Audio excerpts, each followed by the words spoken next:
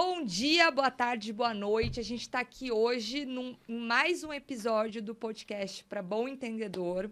Meu nome é Mariana Rigassi, sou advogada, hoje estou aqui como a âncora, junto com Leonardo Grandini e Laura Capriglione. Muito prazer e muito feliz de estar aqui com vocês hoje. Prazer é nosso, né? Para a gente conversar um Lógico. pouquinho e vamos começar. Primeiro assunto, a gente vai falar um pouco sobre as pautas da semana e é claro que a gente não poderia deixar de começar falando do acidente aéreo que aconteceu na cidade de Vinhedo, né, e prestando aí toda a solidariedade, todos os sentimentos e condolências às famílias das vítimas, porque foi realmente muito triste, uma tragédia nacional. E o que fica agora, além da tristeza, além de todos esses sentimentos, é também essa vontade de entender o que de fato aconteceu para que a gente consiga, primeiro, entender se existem responsáveis pelo acidente e depois entender o que pode ser feito para prevenir que outros acidentes como esse não aconteçam, né? Com certeza. Quer começar, Laura? Não, eu só queria dizer o seguinte, que acidentes acontecem, a gente sabe. Sim. Fatalidades acontecem, a gente sabe, mas a precariedade das condições dos aviões dessa Passaredo, que foi revelada pelos vídeos que as pessoas gravaram dentro dos aviões antes de eles levantarem voo e tal, eu fiquei perplexa, entendeu? Aquele negócio das pessoas não terem ar dentro do avião, porque o ar-condicionado não funciona. Gente, outras pessoas falando sobre a sujeira, outras pessoas... Eu acho que essa investigação, infelizmente, pode mostrar uma responsabilidade grande da companhia na manutenção das aeronaves. Não sei. Vamos ver, vamos aguardar, né? Não, gravíssimo, gravíssimo. E, inclusive, o presidente Lula decretou 3 dias de luto nacional, né, em memória das vítimas. É uma coisa grave, porque o estado da aeronave é uma coisa trágica, bizarra. Sim, né? sim. Então, espero que não fique por isso mesmo. Tudo bem, luto, solidariedade às vítimas, mas também é preciso buscar, não vingança, justiça. Exato. A justiça, os responsáveis têm que ser responsabilizados criminalmente, e isso não pode se repetir, até porque não é a primeira vez, inclusive, que essa empresa é denunciada, que existe processo circulando, que existem alegações absolutamente preocupantes a respeito da manutenção das aeronaves dessa empresa, então é preciso averiguar.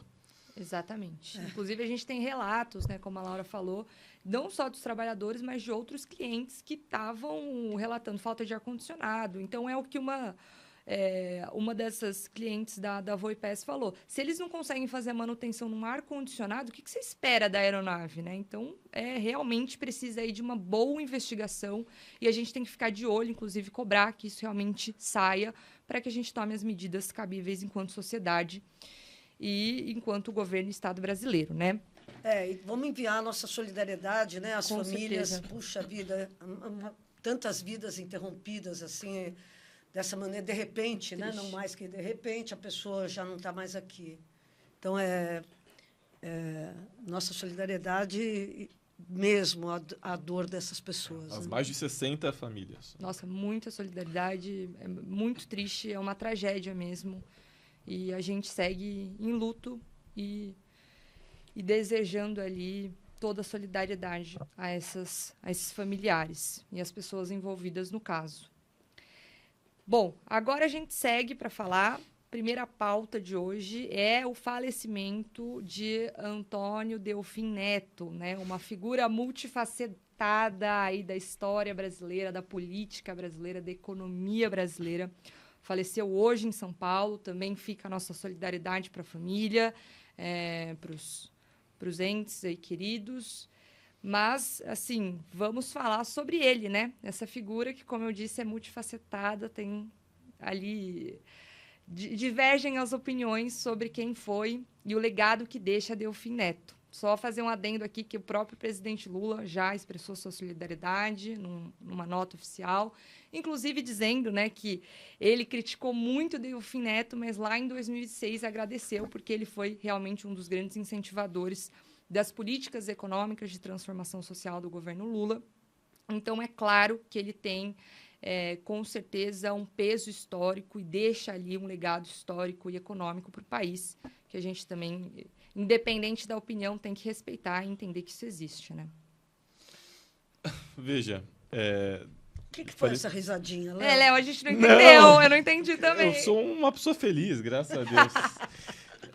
Veja, Delfim Neto faleceu acho que 95, 96 anos de idade, né? 96. Viveu bastante. Viveu. Foi ministro da Agricultura, se eu não me engano foi ministro do Planejamento também durante... Ministro da Fazenda. Super Ministro da Fazenda. Exato. Ministro do Planejamento durante a ditadura.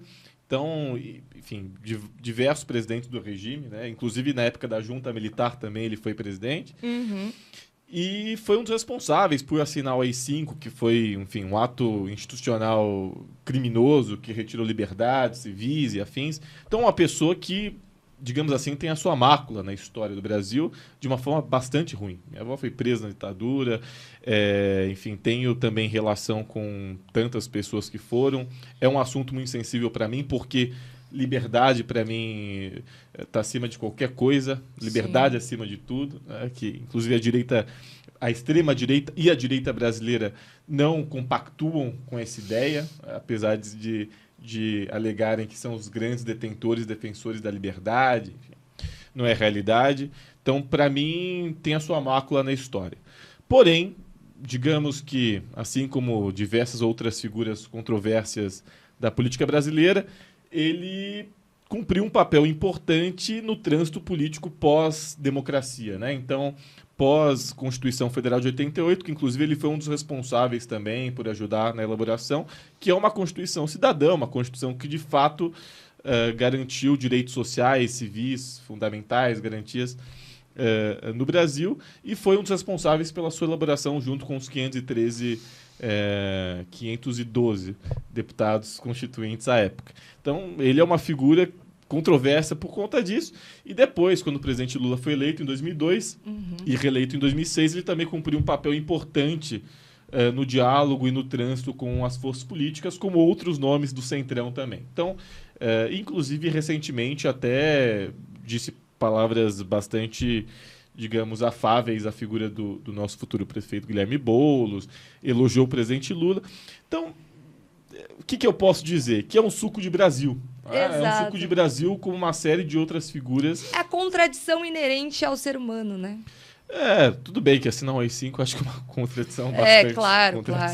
Eu não tenho esse tipo de contradição.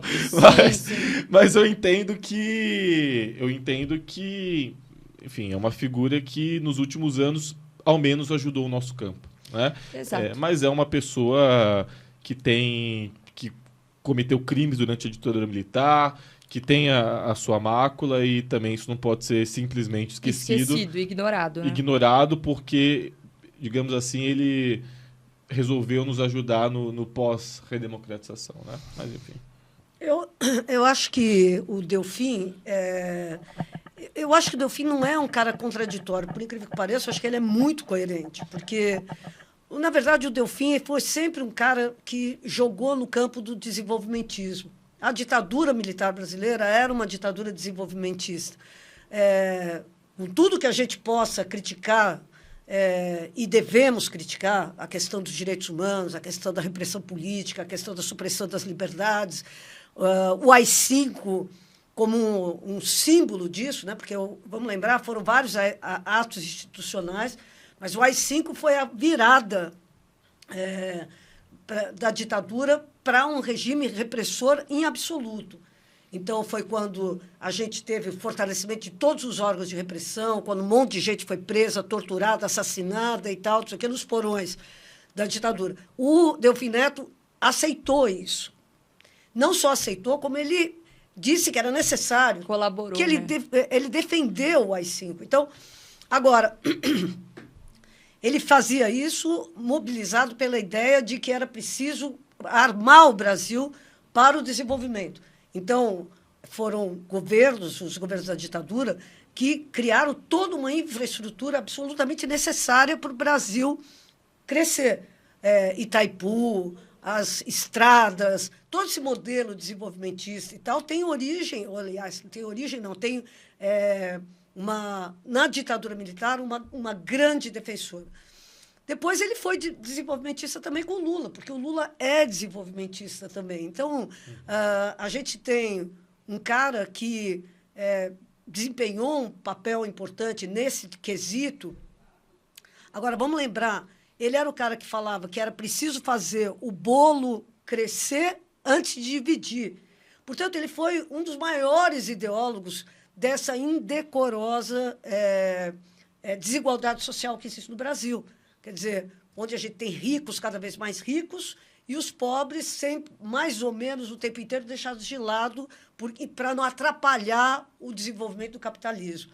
Ele é um dos maiores ideólogos disso. Por isso eu não fico muito feliz quando eu vejo o presidente Lula colocar na carta, na nota que ele soltou, uma pessoa como a Maria da Conceição Tavares, essa uma verdadeira desenvolvimentista, com direitos humanos, com respeito ao povo pobre, com inclusão social. Então, colocar a Maria da Conceição Tavares ao lado do Delfim Neto como duas grandes perdas para o Brasil.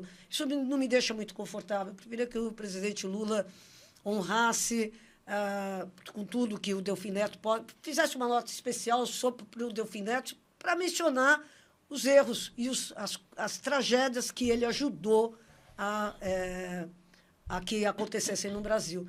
Fala da Maria da Conceição Tavares, eu fico feliz. Fala do Delfim Neto, tem que fazer ressalvas. Tem que porque senão ressalva. A gente está passando pano num cara que tem tantos as coisas crimes. às claras, né? Tantos crimes nas costas. Ele foi um dos maiores incentivadores da Fiesp, essa ideia de um capitalismo fabril, de um capitalismo de produção. Isso era uma característica do Delfim, que eu acho que merece ser louvada, né? Não, esse adendo eu acho importante, ainda mais o Brasil, que foi entregue ao rentismo, né? Exatamente. A esse pessoal da Faria Lima, do mercado financeiro, e quanto pior, melhor, né? Então, realmente, o desenvolvimento de uma burguesia nacional, industrial e, digamos assim, nacionalista, que tenha interesse no desenvolvimento no Brasil, é uma coisa quase inexistente no Brasil. Exatamente. A nossa burguesia, ela não se preocupa vendida, com né? o desenvolvimento do Brasil. Eu acho que nesse ponto, Laura, eu gostei muito do que você falou, porque é uma pessoa que defendeu um projeto. Né? Existia um projeto nacional, porque hoje o que a gente vê é a escória da escória. São pessoas que não têm projeto nacional. Muito bom isso. Que se vendem, né, pro um capitalismo multinacional, que está fora do país, internacional, perdão, e, na verdade, não estão pensando num projeto político do Brasil. Porque ainda que a gente possa criticar o projeto político do Delfim Neto, como vocês muito bem fizeram aqui, existia um projeto. Exatamente. E hoje o que falta no país é uma direita, uma extrema-direita que não tem projeto de país. Só a destruição. Só a destruição. Então, eu acho que é isso, né, que a gente consegue finalizar. Gostei da fala de vocês. Boa. Bora para a próxima pauta. Bom, agora a gente vai falar de algo que muito me orgulha, que eu estou muito feliz. Eu acho que, enquanto brasileira, fiquei muito feliz. A gente teve o encerramento das Olimpíadas e aí a gente teve nossas mulheres trazendo ouro para o país, né?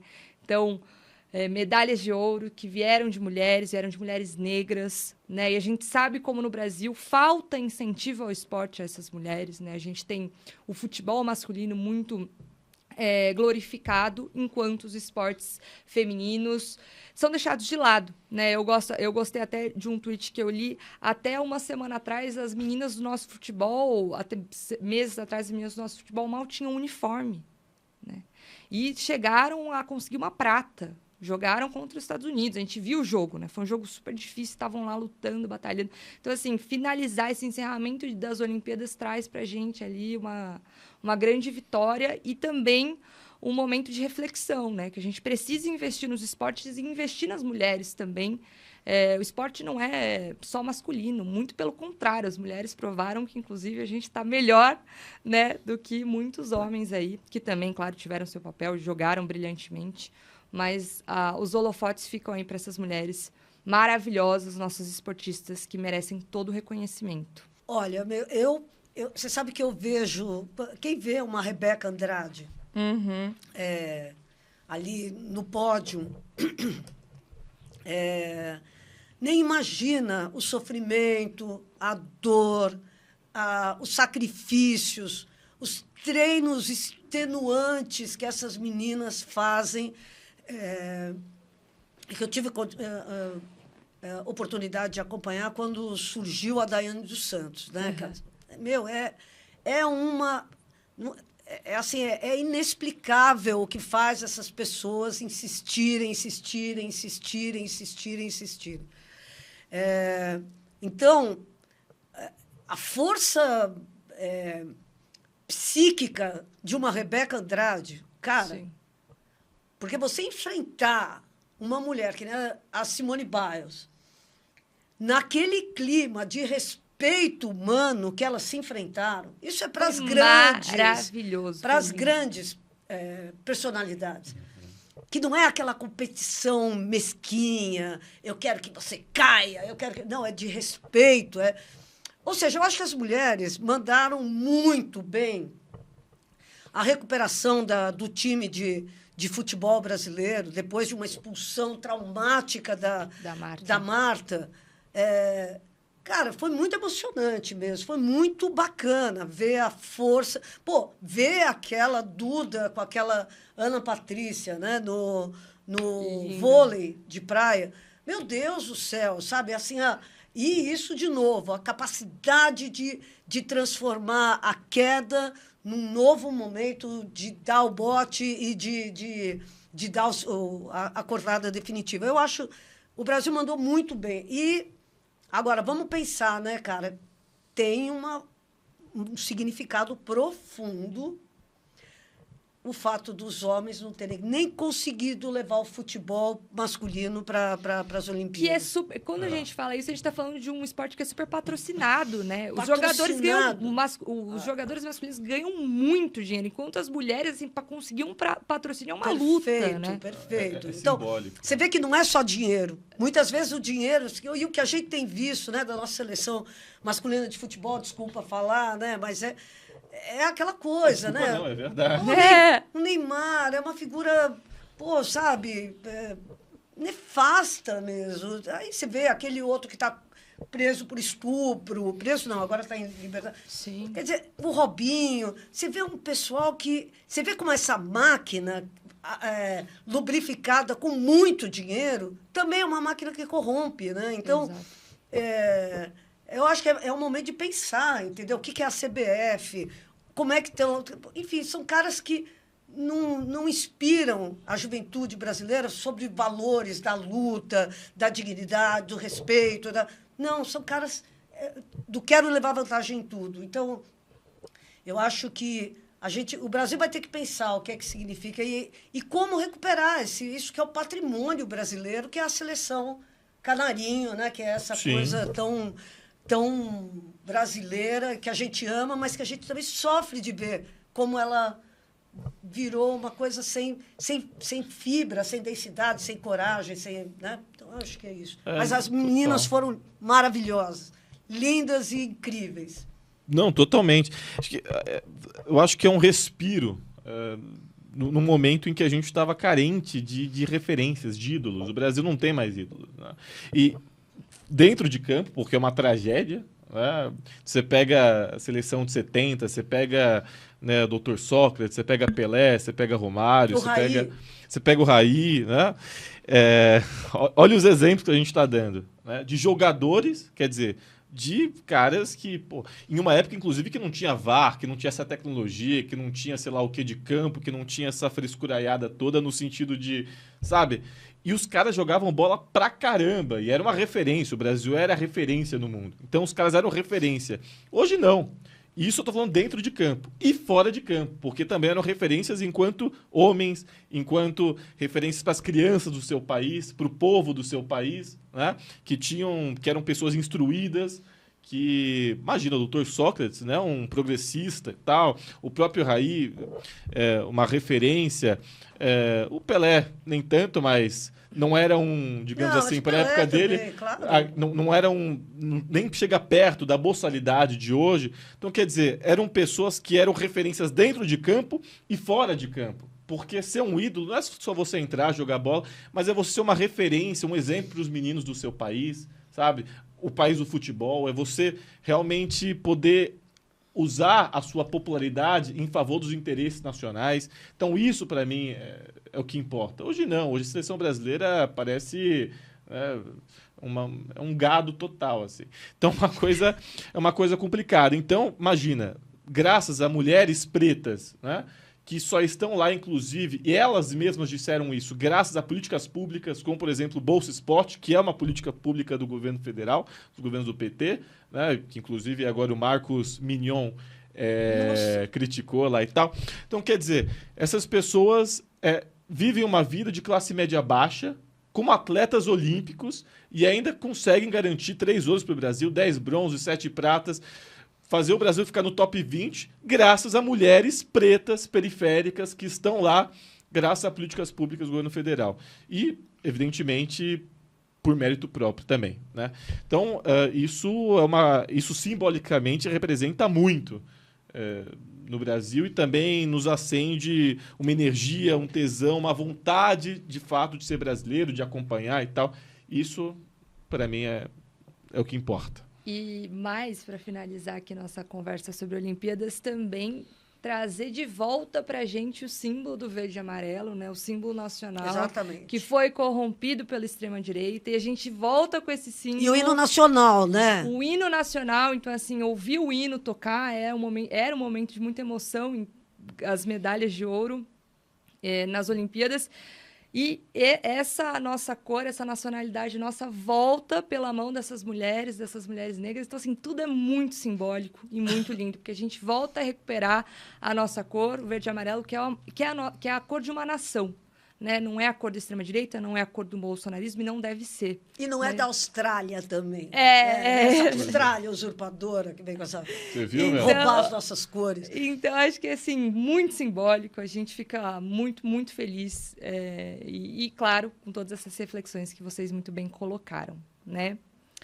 Agora, vamos para a nossa pauta 3, para falar sobre o debate de candidatos à Prefeitura de São Paulo. Né? O que foi esse debate? Quem começa? Eu quero que você que é um entendedor. Vai, Léo, começa. Fala pra gente. Que você fale o que é que foi aquele Pablo Marçal. O que foi isso, Léo? Conta pra gente. Vamos lá. Isso é uma coisa abissal isso, né, cara? Como pode? Inclusive, até o Alexandre de Moraes disse que foi o pior debate São os piores candidatos desde a redemocratização. Não que eu discorde, né, em partes, mas também não acho que um juiz deveria opinar sobre isso. A Lava Jato demonstrou bem como isso termina, né? Mas, enfim, com todo respeito ao ministro Alexandre de Moraes. Veja, foi um circo aquilo, foi um mise-en-scène trágico, patético, em que a gente tinha um apresentador de televisão que, a priori, deveria ser o que melhor lidaria com o debate, e foi o pior, na minha avaliação, foi o Datena, né? Que foi o único, inclusive, que não trouxe uma proposta. Nenhuma proposta imbecil, nem isso. Nada. Ele falou, nem um teleférico, ele né, falou, gente? tem que ter mais árvores, nossa. Mais médicos. Mais médicos, parabéns, muito obrigado. Gente, gostei dessa proposta. Interessantíssimo, acho que dá pra gente avaliar. Assim, foi o único, nenhuma proposta fascista, né? Nenhuma proposta imbecil como a do Pablo Marçal, o cara não trouxe. E eu nunca vi uma coisa daquelas. Ele gaguejava mais do que sei lá o quê, parecia o Biden. Tá cansado da Atena, né? Assim, é a impressão eu acho que não é nem cansado, assim. porque ele é um apresentador de televisão. Eu acho que ele não estudou nada para participar do debate. Ele estava por fora mesmo. E na condição de apresentador de televisão, ele é um apresentador muito bem Sabe sucedido, famoso. Né? Mas ele tá acostumado com TP, tal, essa coisa toda. Comandante Hamilton, aí vai o cara lá que matou. Aí o cara, sei lá, explodiu um banco, aí matou o cara. Aí é esse o lance dele, né? E aí, só que ser apresentador de televisão e ser político são coisas distintas, né? E ele lidou de uma forma, gaguejou, fez ataques totalmente levianos, idiotas, em dado momento elogiava o Boulos, depois atacava, então ficou uma coisa muito patética, né? Depois a Tabata, que, enfim, ok, né, cumpriu o papel dela, até me deixou surpreso, porque ela pegou bastante pesado com o Marçal, que isso para mim foi maravilhoso, porque ela né, foi responsável por desestimulá-lo lá, por deixar ele totalmente instável. Cumpriu o papel dela. Ricardo Nunes, aquele discurso chato, que não emociona, sem vontade, uma coisa que dá vontade de dormir, sabe? Uma coisa broxante, chata pra caramba, meio tecnocrata, e passando a imagem de uma cidade que não existe. Exato. Uma cidade que não existe. A gente quer ver São Paulo que ele tá falando. É uma coisa que não existe, aquele cara que não existe. E aí também perdeu a estribeira lá quando veio à tona o boletim, a denúncia que de fato exige agressão doméstica contra a mulher dele, né? Enfim, então uma pessoa totalmente sem sal, incompetente, envolvido em uma série de suspeitas de escândalos de corrupção, cidade abandonada, recorde de caixa e não faz absolutamente nada, obras sem licitação, superfaturadas, enfim. Então, é o retrato do bolsonarismo, da corrupção e da incompetência. E quem está faltando? O Marçal e o Boulos. Veja, o Boulos, acho que ele foi muito bem. Acho que foi realmente muito bem. Inclusive, deu uma no Marçal lá, trazendo ao vivo nas redes dele a condenação do Marçal. Que, Paulo Marçal, eu espero que você cumpra. Você disse que se viesse à tona e a gente provasse a sua condenação criminal, você abandonaria a disputa. Ainda dá tempo. Até o dia 15 dá tempo de abandonar a disputa. Estamos aguardando, Os registros, a campanha começa no dia 16, ainda dá tempo. Então, você que é um homem, né? Disse que é muito homem porque que respeita as mulheres porque foi casado e só teve uma mulher na vida. Parabéns, grande merda. Então, por favor, cumpra a sua palavra e abandone a disputa eleitoral. Você não é um homem, você não tem palavra de homem, como você adora dizer, então abandone e cumpra. Mas você não vai fazer isso porque você é mentiroso. Você, inclusive, disse que diria quem são os dois supostos tiradores de pó, né? E não disse nada.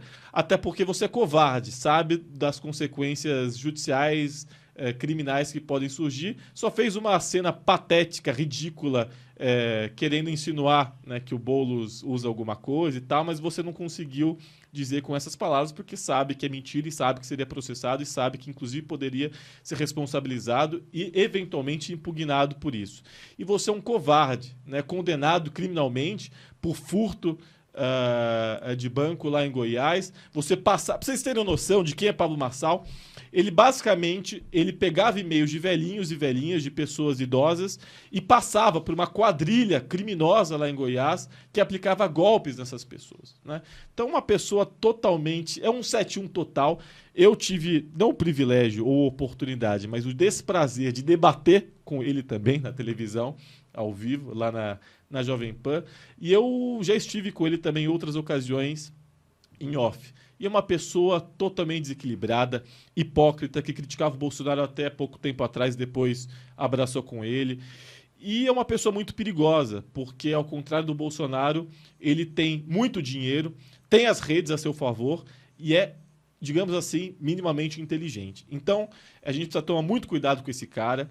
Ele é um psicopata, como o Boulos disse, porque ele é um psicopata, e ele precisa ser jogado na lata de lixo da história o quanto antes. Deu um pitch patético, totalmente desequilibrado, chamou o Boulos de comedor de açúcar, foi totalmente comedor... O cara chamou o cara de gordo, na falta do que dizer, ele chamou o cara de gordo, foi totalmente misógino também com a Tabata, fez um chilique, falou um monte de palavrão. Se você vai nas redes dele, ele achou que ia arrebentar. A própria audiência dele criticou, esperava proposta, esperava alguma coisa. Que proposta? Esse cara não tem proposta. A proposta dele é colocar teleférico entre as comunidades em São Paulo. Ele não diz de onde vai sair o dinheiro, parece que nasce em árvore.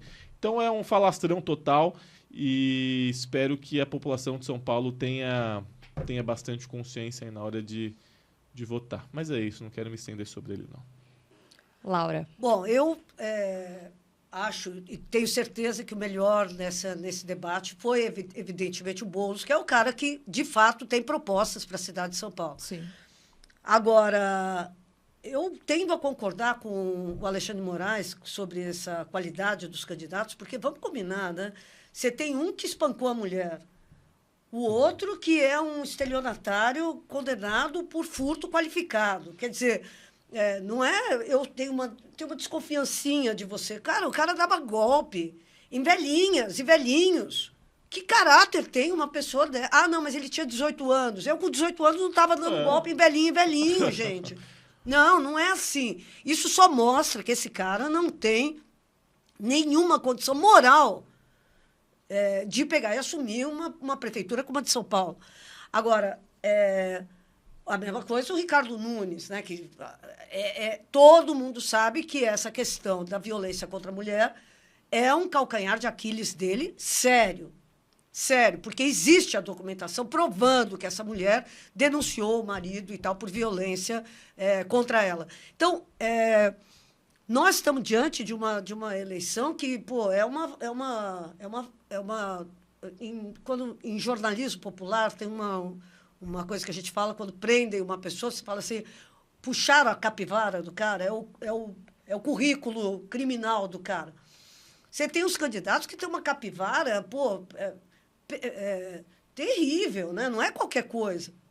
Então, eu acho que a gente, de fato, tem essa... E a gente tem essa ausência de projetos mesmo, né? Porque, se você for pensar, o único cara que tem um projeto para a cidade de São Paulo é o Boulos.